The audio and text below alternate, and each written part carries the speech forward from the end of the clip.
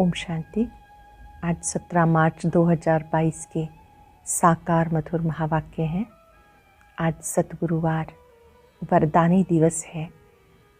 वरदाता बाप ने बहुत ही सुंदर वरदान हम सबको दिया है, जिसे कर्म क्षेत्र पर प्रयोग करने से हमेशा ही सफलता मिलेगी। और वो वरदान है नथिंग न्यू की स्मृति से हर परिस्थिति में अचल अडोल भाव। ये ब्राह्मण जीवन मौजों की जीवन है। सदा दिल से निकलता रहे, वह मेरा भाग्य वाह ब्राह्मण जीवन वाह। जो बच्चे सदा नथिंग न्यू की स्मृति में रहते हैं, वो कभी भी किसी परिस्थिति में विचलित नहीं होते हैं। कोई भी दृश्य नया नहीं है, कल्प पहले वाला है। कभी भी क्यों, क्या, कैसे इस स्मृति में न जाकर नथिंग न्यू की स्मृति रहने से सदा अचल अडोल रहेंगे। ऐसे बच्चे कभी किसी परिस्थिति में मूंझ नहीं सकते। मन सदा मौज में रहेगा।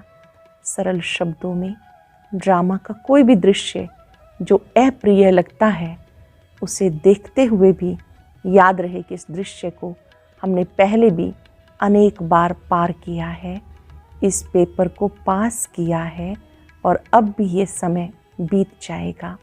ये कल्प पहले की स्मृतियाँ हमें समर्थ बनाती हैं। आज बाबा ने मुरली में समझाया कि आप बच्चों में हनुमान मिसल निरंकारिता का गुण होना चाहिए। दिखाते हैं कहीं सत्संग होता था तो हनुमान जी जुतियों में जाकर बैठते थे, अर्थात इतने निरंकारी थे। आप बच्चों में भी निरंकारिता का गुण होना चाहिए, जरा भी देहाभिमान ना हो। बाबा की सेवा के लिए अगर ड्रेस आदि भी चेंज करके जाना पड़े, कोई बात नहीं। ईश्वरीय संदेश देना है और सबको रूहानी बातें सुनानी है। भक्ति मार्ग की रोचक बातों की बजाय सबको रावण राज्य से मुक्त करने की सेवा करनी है। आत्माएं, आत्मा रूपी सीता 5 विकारों की जेल में है। बाबा की याद से इस जेल से छुड़ाने की सेवा करनी है। 1 सेकंड में जीवन मुक्ति कैसे मिलती है, ये बात सबको समझानी है। सुनते हैं बाबा के मधुर बोल, बाबा के शब्दों में। बाबा कहते, मीठे बच्चे, तुम्हें भक्ति की रोचक बातों की बजाय रूहानी बातें सबको सुनानी है। भक्ति की रोचक बातों की बजाय रूहानी बातें सबको सुनानी है। रावण राज्य से मुक्त करने की सेवा करनी है। रावण राज्य अर्थात 5 विकारों के राज्य से मुक्त करने की सेवा करनी है। क्वेश्चन है, सेवा में सफलता प्राप्त करने के लिए मुख्य कौन सा गुण चाहिए? सेवा की सफलता के लिए कौन सा गुण चाहिए? निरंकारिता का।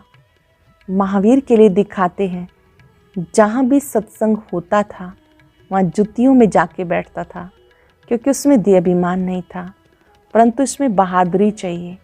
तुम कोई भी ड्रेस पहनकर उन सत्संगों में जाकर सुन सकते हो। गुप्त वेश में जाकर उनकी सेवा करनी चाहिए। गीत है ओम नमो शिवाय, ओम शांति। ये हुई महिमा ऊंचे से ऊंचे भगवान की। ईश्वर कहो, परम पिता परमात्मा कहो। सिर्फ ईश्वर व भगवान कहने से पिता नहीं समझा जाता, इसलिए परम पिता परमात्मा कहना चाहिए। वह रचयिता है इस मनुष्य सृष्टि का। अब ऊंचे से ऊंचा बाप क्या आकर कहते हैं? ऊंचे से ऊंचा बाप क्या आकर कहते हैं? कहते, पतित मनुष्य मुझे बुलाते हैं, आकर हमें पावन बनाओ। पावन माना पवित्र। पतित पावन भगवान को कहा जाता, बरोबर वो आता है ज़रूर। भक्ति मार्ग में भगवान को याद करते हैं तो वह आता है ज़रूर, परंतु वो आएगा तब जब भक्तों को भक्ति का फल देना होगा। फल देना अर्थात वर्षा देना उनके लिए बहुत सहज है। 1 सेकंड में जीवन मुक्ति दे सकते हैं।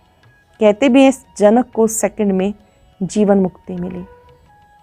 गायन है, राजा जनक को 1 सेकंड में जीवन मुक्ति मिली।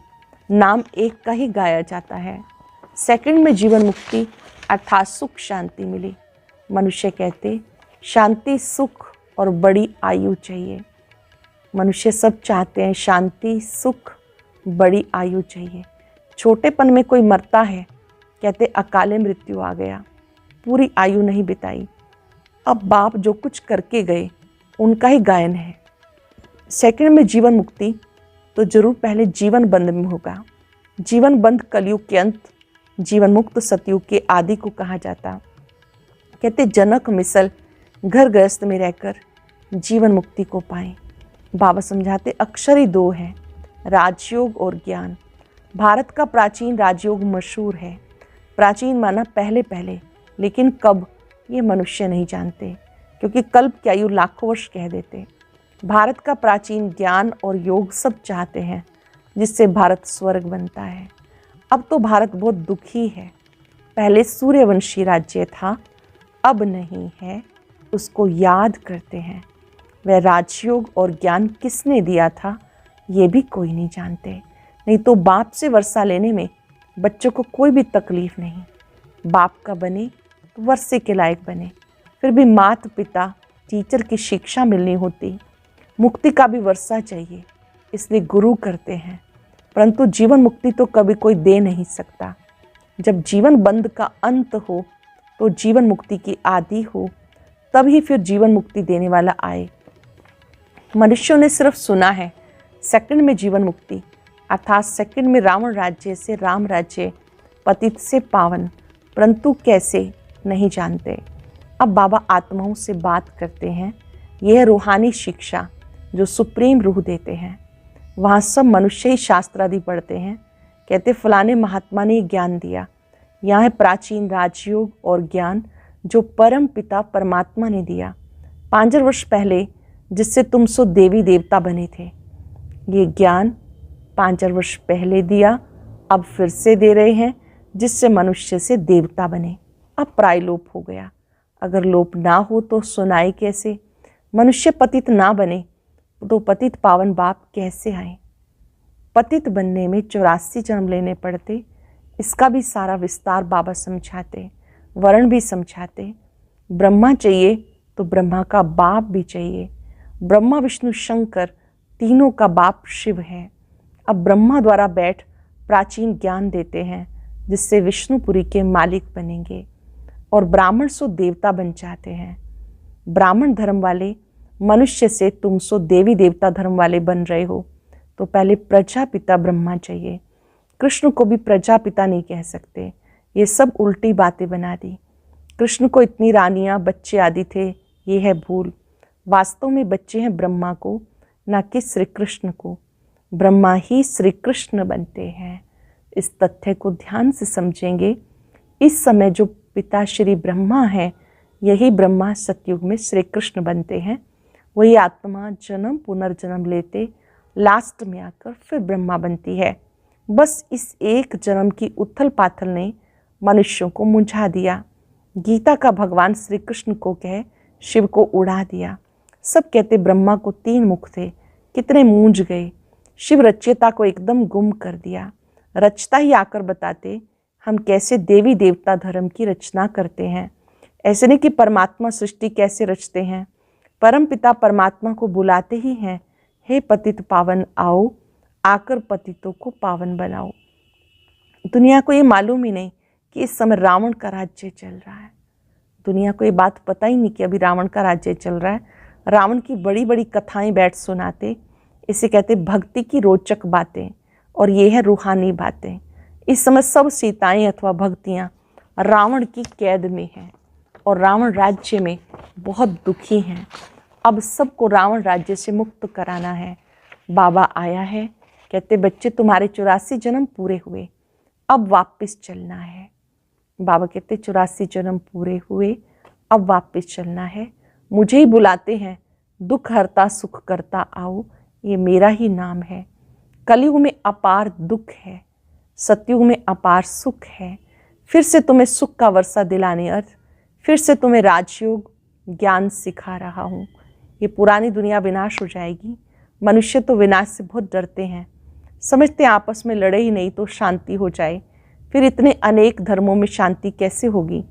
बाबा समझाते, इतने सब धर्म जो अब हैं वो पहले नहीं थे। जब एक ही धर्म था तब बरोबर सुख शांति का राज्य था। अब सब मांगते हैं मन को शांति कैसे मिले। अरे मन क्या चीज़ है, पहले इसको तो समझो। आत्मा में ही मन बुद्धि है। मनुष्य की जबान बोलती है, आँख देखती है, टोटल मिलाकर कहते हैं मनुष्य दुखी है। इसको भी समझाना बड़ा सहज है। बाप को याद करो, वर्षे को याद करो, फिर झाड़ और ड्रामा की समझानी देनी पड़े, जिसके लिए चित्र बने हुए हैं। सिर्फ मन मनाभव कहने के लिए तो चित्र की दरकार नहीं। चित्रों पर समझाने में घंटा लग जाता। प्राचीन राजयोग भगवान ने सिखाया और राजाई मिल गई। फिर कोई मनुष्य थोड़ा ही राजयोग सिखाएंगे। बाप और वर्षे को याद करो तो ठीक है, परंतु ये डिटेल जब तक इसको समझाए नहीं तब तक बुद्धि नहीं खुलेगी। चित्रों की डिटेल जब तक नहीं समझाएंगे बुद्धि खुलेगी नहीं, सृष्टि चक्र को समझ नहीं सकेंगे। जब कोई ड्रामा देख कर आते हैं तो वो बुद्धि में आदि से अंत तक घूमता रहता है। कहने में तो सिर्फ इतना ही आएगा कि हम ड्रामा को देख कर आए हैं। तुम भी कहते हो हम इस ड्रामा को जानते हैं, परंतु डिटेल तो बहुत है। बाप से सुख शांति का वर्षा मिलता है। फिर बुद्धि में चक्र भी है, 84 का चक्र जरूर घड़ी घड़ी याद करना है। ये ज्ञान ब्राह्मणों को मिलता जो फिर देवता बनते हैं। ब्रह्मा सो विष्णु, विष्णु सो ब्रह्मा। तुम जो देवी देवता थे पुनर्जन्म लेते लेते फिर आकर ब्राह्मण बने।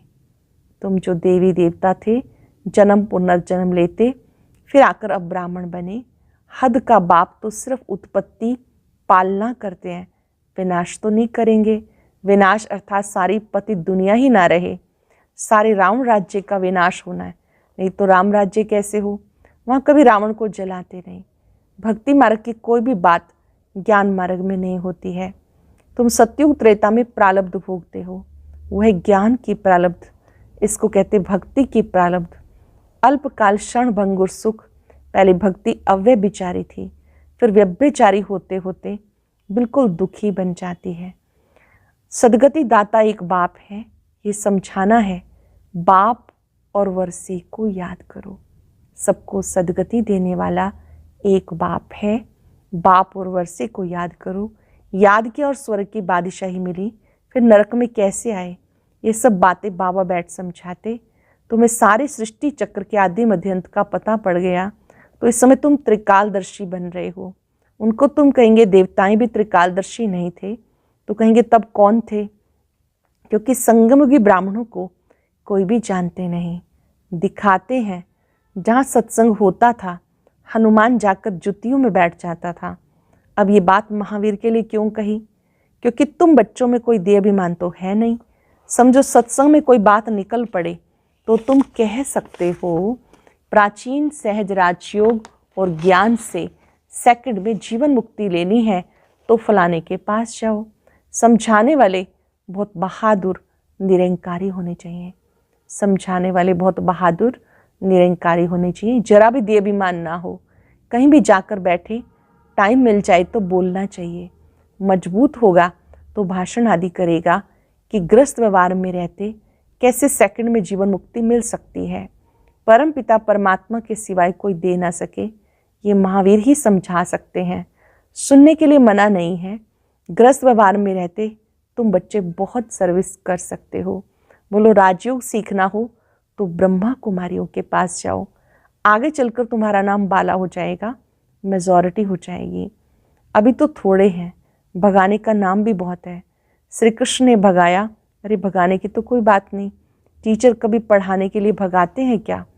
सर्विस करने वालों को बहुत विचार सागर मंथन करना है। जिन्हें सेवा करनी है उन्हें विचार सागर मंथन करना है और बहुत बहादुर भी बनना है। सेवा करने के लिए अंदर से बहुत निर्भयता, बहादुरी चाहिए। अच्छा, मीठे मीठे सिक्के लदे बच्चों प्रति माता पिता बाप दादा का याद प्यार गुड मॉर्निंग। रूहानी बाप की रूहानी बच्चों को नमस्ते। रूहानी बच्चों की रूहानी बाप दादा को नमस्ते, गुड मॉर्निंग, शुक्रिया बाबा, शुक्रिया। धारणा के लिए सार। सभी भक्ति रूपी सीताओं को रावण की कैद से छुड़ाना है। सेकंड में मुक्ति, जीवन मुक्ति की राह दिखानी है। बाप और वर्षे को याद करना है। देह अभिमान छोड़ महावीर बन सेवा करनी है। देह अभिमान छोड़ महावीर बन सेवा करनी है।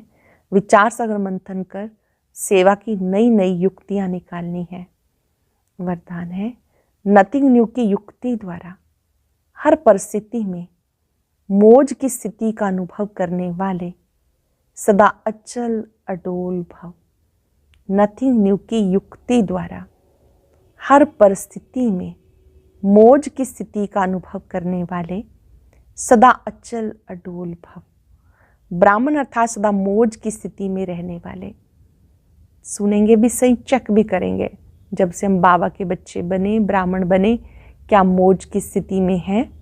ब्राह्मण अर्थात सदा मौज की स्थिति में रहने वाले। दिल में सदा स्वतः गीत बजता रहे, वह बाबा वह मेरा भाग्य, वह बाबा वह मेरा भाग्य। दुनिया की किसी भी हलचल वाली परिस्थिति में आश्चर्य नहीं, फुल स्टॉप। कुछ भी हो जाए आपके लिए नथिंग न्यू, कोई नई बात नहीं। इतनी अंदर से अचल स्थिति हो, क्यों क्या में कभी मन मूंझे नहीं, तब कहेंगे अचल अडोल आत्माएं। कभी क्या क्यों कैसे में मन ना जाए, तब कहेंगे अचल अडोल आत्माएं। स्लोगन है, वृत्ति में शुभ भावना शुभ कामना हो तो शुभ वाइब्रेशन फैलते रहेंगे। वृत्ति में शुभ भावना शुभ कामना हो तो शुभ वाइब्रेशंस फैलते रहेंगे। आज याद रखेंगे, मैं अचल अडोल आत्मा हूँ। ड्रामा का कोई भी दृश्य देखते फुल स्टॉप और नथिंग न्यू, इन दोनों स्मृतियों से अपने को अचल अडोल रखेंगे। अनमोल ज्ञान रतन, अब तुम्हें दैवी गुणों की धारणा करनी है। धैर्यवत गुण की धारणा भी निश्चय से होती है और साक्षीपन की अवस्था में ही खुशी है। इस धारणा से परमात्मा आप ही 1000 कदम आगे प्रख्यात होता है। बाबा कहते, तुम सूक्ष्म में 2 कदम नजदीक आओ, मैं स्थूल में अनेक कदम उठाकर सामने आऊंगा। ज्ञान ही है स्व लक्ष्य में स्थित रहना। स्वयं में स्थित रहने से परमात्मा स्वयं आगे आएगा। बाबा की ये महावाक्य याद कर लो, जितना दैवी गुणों की धारणा करेंगे उतना एक दो को सुख देने के निमित्त बनेंगे। जितना दैवी गुणों की धारणा करेंगे उतना एक दो को सुख देने के निमित्त बनेंगे। आज देना कल मिलना, आज सर्वेंट बन देंगे, कल मालिक बन राज्य करेंगे। अभी तो वर्ल्ड सर्वेंट हो ना। हर एक स्वयं के स्वरूप में स्थित हो, अपने रथ को चलाते चलो।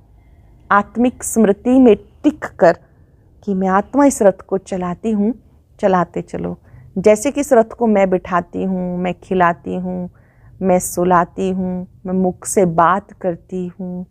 अगर मैं मुख से किसी को दुख देती हूँ तो जैसे अपने ही स्वस्वरूप की इंसल्ट करती हूँ।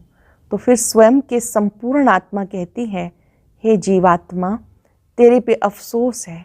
ऐसे इंसान अथवा प्राणी में मैं शुद्ध आत्मा प्रवेश नहीं हूँ। स्वयं शुद्ध आत्मा जिस जगह है उस जगह पर अफसोस नहीं है, क्योंकि वो कभी किसी को दुख नहीं दे सकता। स्वयं शुद्ध आत्मा सुख स्वरूप है और ऐसा स्वयं में निश्चय बुद्धि को सदैव सुख पहुंचाता है। वो साक्षात मेरा स्वरूप है। जो स्वस्वरूप में स्थित है, दूसरे को सुख पहुंचाता है, वो साक्षात मेरा स्वरूप है। और जो अपने को स्वयं आत्मा निश्चय करते भी अन्य को दुख देता है, वो सिर्फ कहलाने वाला पंडित है। उसका असर दूसरों पर नहीं हो सकता। अभ्यास करेंगे, मैं अचल अडोल आत्मा हूँ। भ्रिकुटी सिंहासन पर अपने सत्य स्वरूप को देखें।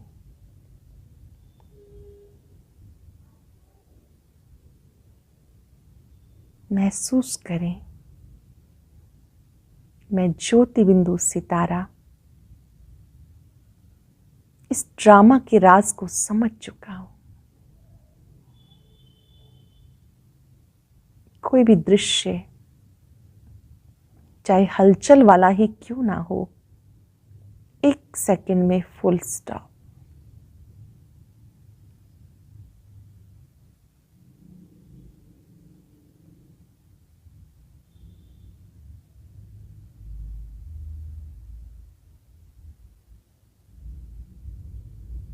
ये ब्राह्मण जीवन मौज की जीवन है।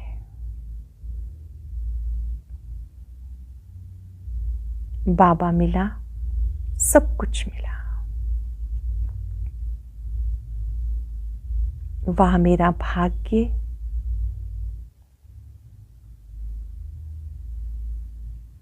वाह ड्रामा, वाह।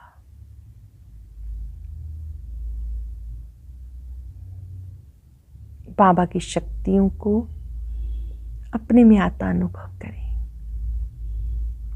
मैं अचल अडोल आत्मा हूं।